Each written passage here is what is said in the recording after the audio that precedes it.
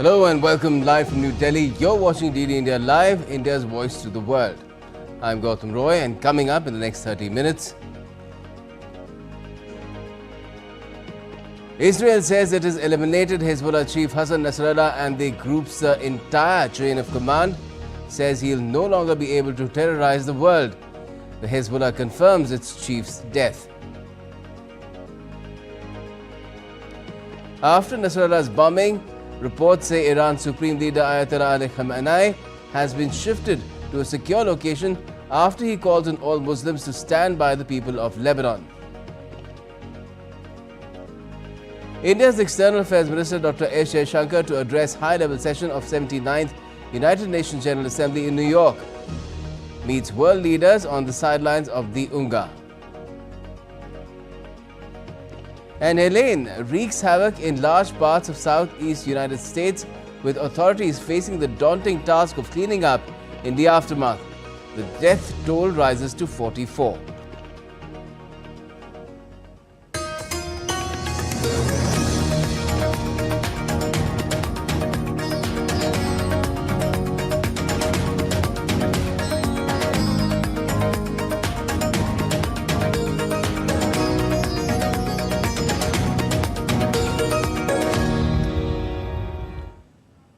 First up, news from West Asia. Israeli army on Saturday claimed that Hezbollah chief Hassan Nasrallah has been killed.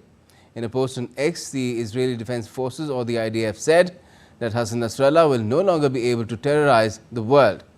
The Israeli military said Hezbollah leader Syed Hassan Nasrallah was killed in an airstrike on the group's central headquarters in the southern suburbs of Beirut on Friday.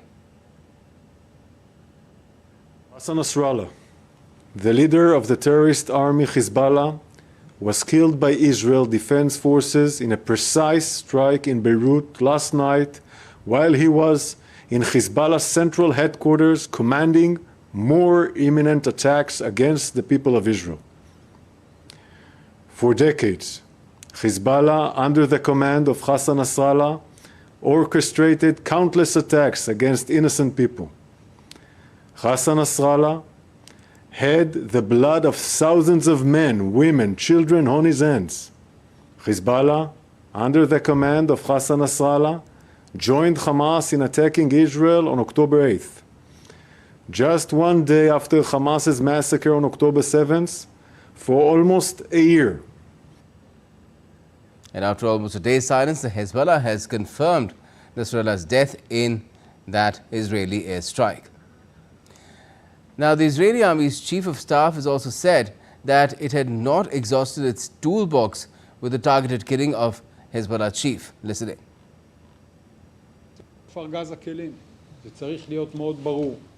This is not the end of the toolbox. It should be very clear that there are more tools we can use ahead. The message is a simple one. Whoever threatens the citizens of the state of Israel, we will know how to get there in the north, in the south, even in more distant places. And before the Hezbollah confirmed the death, France's foreign ministry said on Saturday that according to its information, Hezbollah leader Syed Hassan Nasrallah was indeed dead after Israel said it had killed him a day earlier. The Iran-backed Hezbollah has yet to issue any statement on the status. It in fact waited for almost 24 hours before issuing a statement about the status of its Secretary General.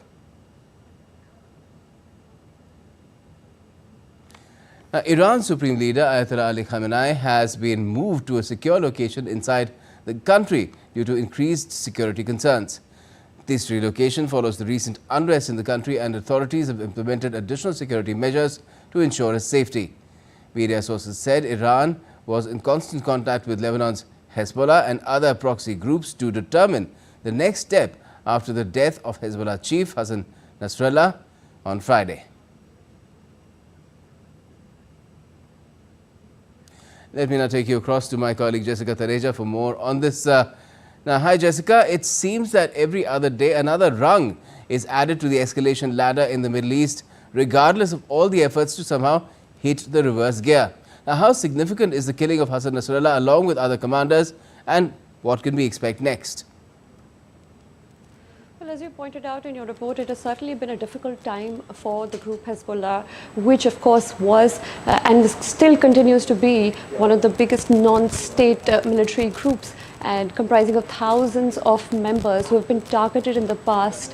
1 week we've seen more than 50,000 people being injured, more than 1 million people being displaced, and amongst those were mostly Hezbollah leaders or their ground force. And with this new development, it has dealt another blow to the organization that was perhaps thinking of retaliating. And with these, new events now taking place in the Middle East, there's of course now more room for escalation. And what will happen next in the next 24 hours is something very crucial to watch for. In the meanwhile, the Israeli defense forces have also issued a high alert and a possibility of retaliation.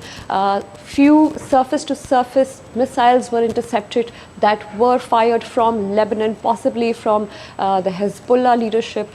Now that we see that things have shaken a bit more when it comes to how this organization, this militant organization, will now respond to Israeli attack, is something we must wait and see. All right, let's leave it there at the moment. Thanks for joining us, Jessica. Meanwhile, UN Secretary General Antonio Guterres has called for an immediate ceasefire in Lebanon, stressing that a full-scale war must be avoided at all costs. Guterres was speaking at the United Nations Security Council meeting on Friday. War in Lebanon could lead to further escalation involving outside powers. I fully support the proposal for a temporary ceasefire, allowing for the delivery of humanitarian relief and paving the way for the resumption of serious negotiations for a durable peace across the blue line. We need this ceasefire now. We cannot afford endless negotiations as we have on Gaza. We must avoid a regional war at all costs. Gaza remains the epicenter of the violence, and Gaza is key to ending it. Said that the choices all parties in the West Asian region have to determine which path the region takes and have profound consequences for years to come. On the sidelines of the United Nations General Assembly, Blinken said Washington has made it clear that it believes the way forward is through diplomacy, not conflict. The events of the past week and the past few hours underscore what a precarious moment this is for the Middle East and for the world. The United States has made clear, along with the G7, the European Union, partners in the Gulf, so many other regions, that we believe the way forward is through diplomacy, not conflict. India's External Affairs Minister Dr. S. Jaishankar will deliver a speech in the 79th United Nations General Assembly on Saturday. The theme for the general debate is Leaving No One Behind, acting together for the advancement of peace, sustainable development and human dignity for present and future generations. And Dr. Jaishankar chaired the BIMSTEC informal foreign ministers meeting in New York ahead of the speech today. In the meeting, India took stock of the close cooperation in health, food security, trade, investment, economy and energy. The meeting also focused on improving physical, maritime and digital connectivity across the region and explored opportunities for capacity building, skill development and improving people-to-people ties. Dr. Jaishankar reaffirmed India's commitment for wider engagement with BIMSTEC in line with Neighbourhood First, Vision Sagar and Act East policy. And India's External Affairs Minister also co-chaired the India CARICOM Foreign Ministers meeting with his counterpart from Dominica, Dr. Vince Henderson.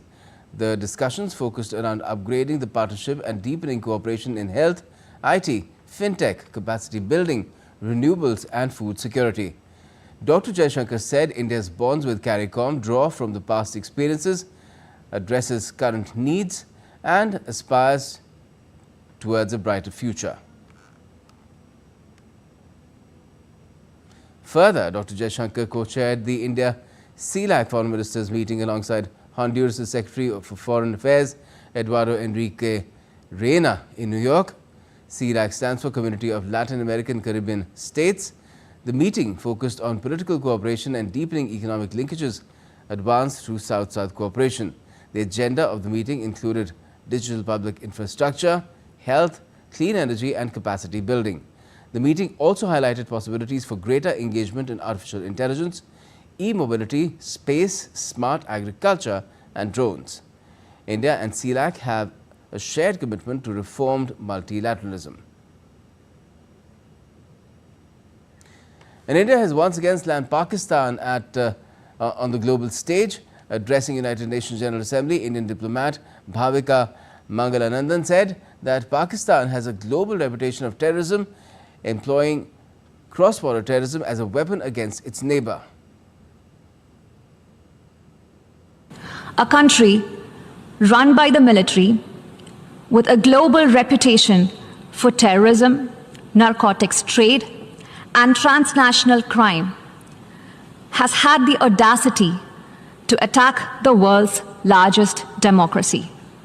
I speak about the reference to India in the speech of the Pakistani Prime Minister.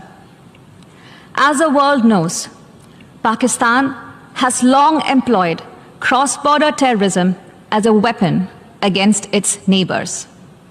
It has attacked our parliament, our financial capital Mumbai, marketplaces, and pilgrimage routes. The list is long. For such a country to speak about violence anywhere is hypocrisy at its worst. Now on to the U.S. presidential race, where Vice President and Democratic candidate Kamala Harris visited the U.S. border with Mexico for the first time during the U.S. presidential campaign. She went to Arizona's Douglas, a border town of less than 17,000 people, on Friday. She walked alongside a stretch of border wall built during Obama's presidency to stop illegal immigration. Harris also spoke with local border patrol leaders. Later, she called for further tightening of asylum restrictions. Immigration and border security are top issues in Arizona, the only battleground state that borders Mexico. Some 7 million migrants have been arrested illegally crossing the border under the Harris-Biden rule, a record high that has fueled criticism from Trump. To reduce illegal border crossings, I will take further action to keep the border closed between ports of entry. Those who cross our borders unlawfully will be apprehended and removed and barred from re-entering for 5 years. We will pursue more severe criminal charges against repeat violators. And if someone does not make an asylum request at a legal point of entry and instead crosses our border unlawfully, they will be barred from receiving asylum. And Harris's rival Donald Trump campaigned in Michigan on Friday, where he criticized Kamala Harris over immigration issues and the economy. The former president also blamed Harris and U.S. President Joe Biden for releasing real rough people into the U.S., adding that the small number of jobs created were taken over by illegal immigrants. We had the best numbers we ever had 4 years ago, and now we have the worst numbers in the history of the world, not just this country. At least 21 million people came in during their term, and as we just said, a lot of them are real bad people, real rough people. But they're also taking a lot of jobs from Americans, probably happened with you.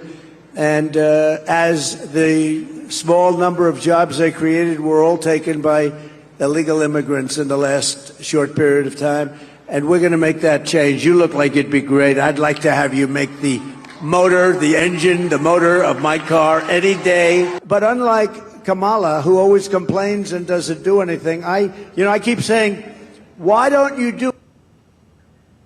And still to come on DD India Live. Campaigning is on at full swing in India's Jammu and Kashmir for the third and final phase of the assembly elections there. Ukraine claims to have shot down 69 out of 73 drones during a massive overnight Russian attack on Saturday.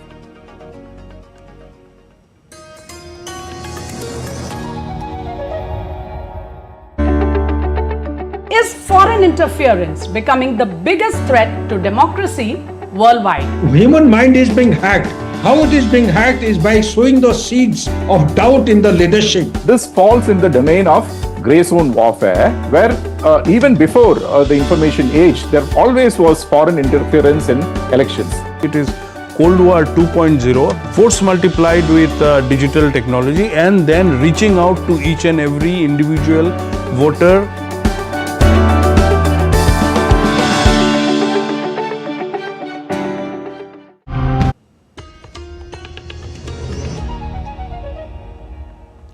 Welcome back. You're watching DD India Live. I'm Gautam Roy.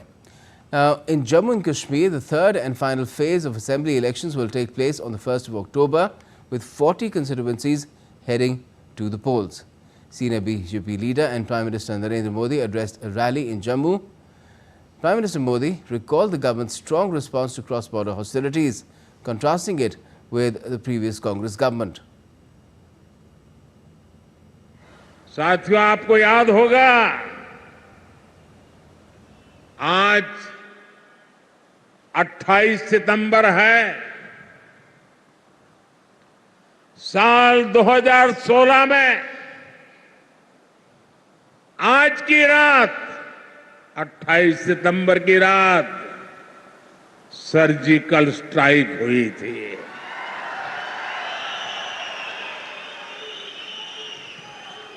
Bharat ने दुनिया को बता दिया था, ये नया भारत है, ये घर में घुसकर मारता है।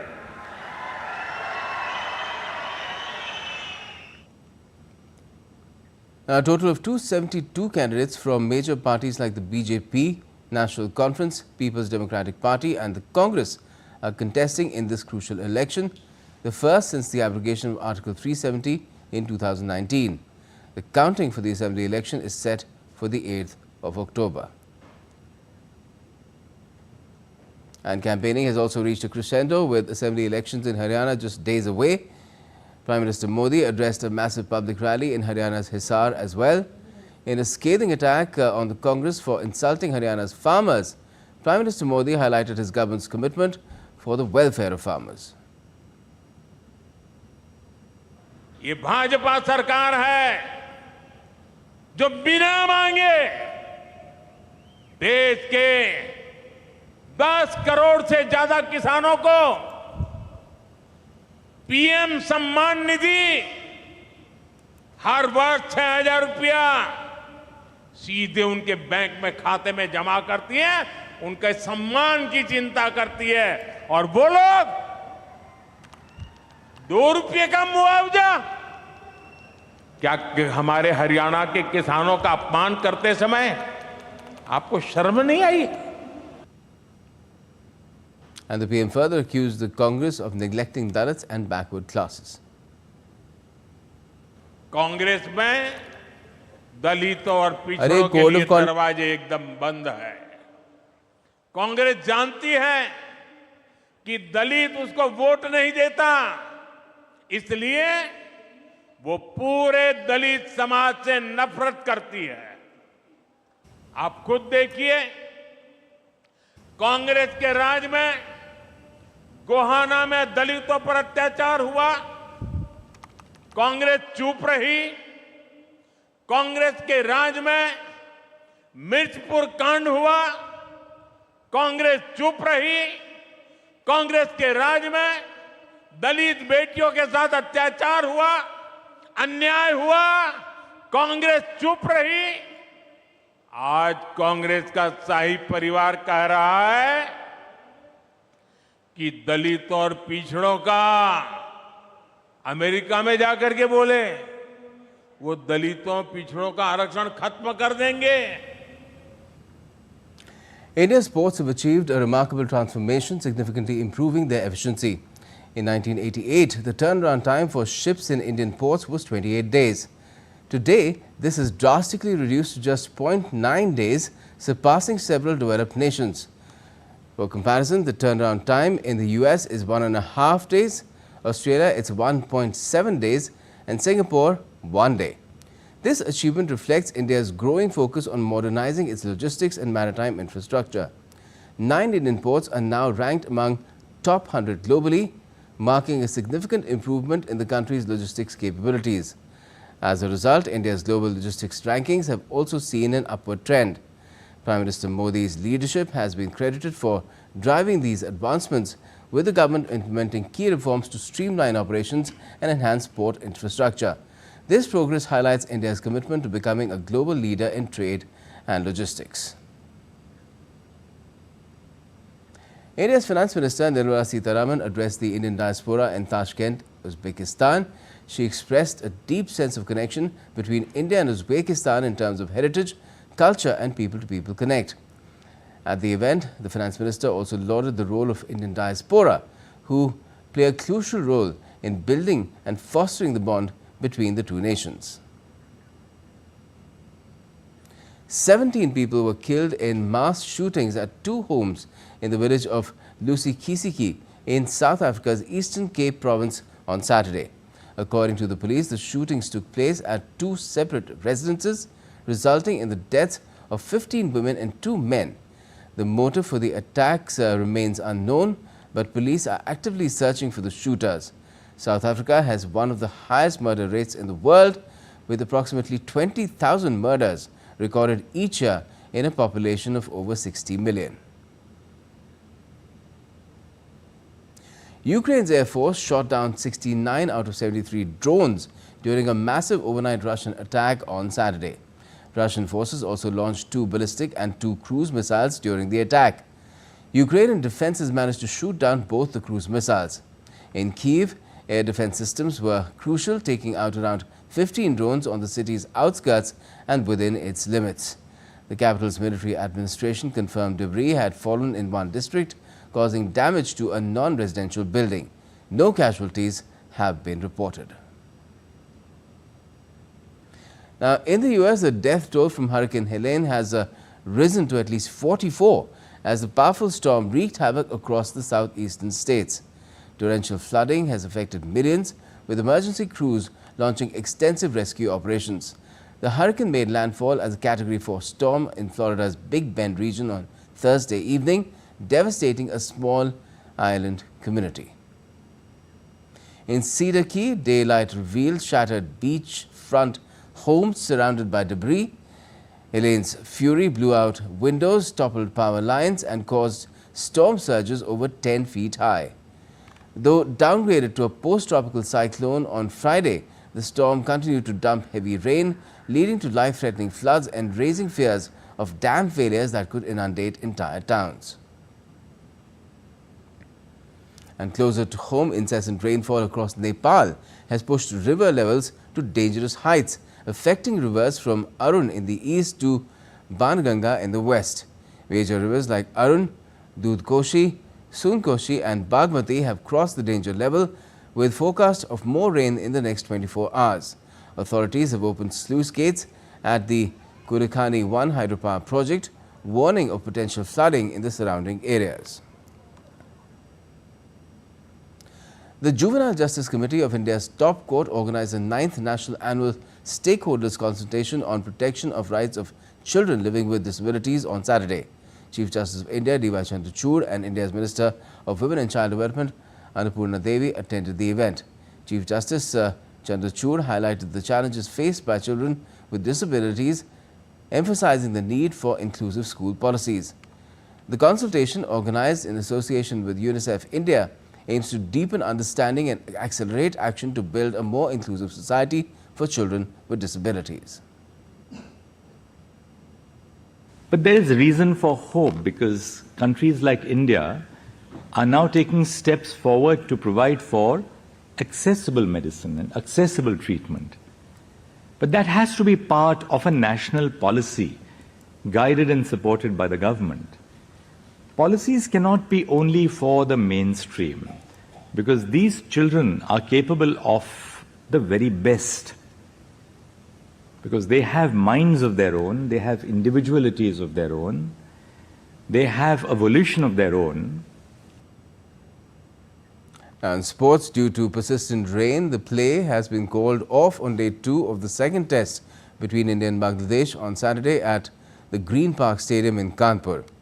The ground remained under covers throughout the day, and even though the super soppers came out in between, there wasn't much that the groundsmen could do to get the game started. Earlier on day one, only 35 overs of play was possible due to bad weather after India put Bangladesh to bat first. Bangladesh finished the day at a score of 107 runs for the loss of 3 wickets. For India, Akashdeep struck twice to reduce Bangladesh to 29 for 2 before the visitors made a bit of a recovery. Ravichandran Ashwin claimed the 3rd wicket of Bangladesh. Argentina goalkeeper Emiliano Martinez has been suspended for 2 matches by FIFA for offensive behavior. Martinez will miss Argentina's next South American qualifiers for the 2026 World Cup against Venezuela and Bolivia in October. The Aston Villa goalkeeper has been suspended over incidents in matches against Chile and Colombia earlier this month. In the Chile game, Martinez celebrated by making a lewd gesture with the trophy. After the loss to Colombia, the 32-year-old hit a local television camera. And that's all we have for this edition of DD India Live, but let us know your thoughts on the news of the day. And for those on the go, you can get all the latest news and updates from India and across the world on DD India's mobile app. It's available on both Android and iOS platforms. You can scan the QR code on the screen and download the app now. And we'll be back with more news as it breaks here on DD India. I'm Gautam Roy, and from all of us here in Delhi, thanks for watching DD India Live.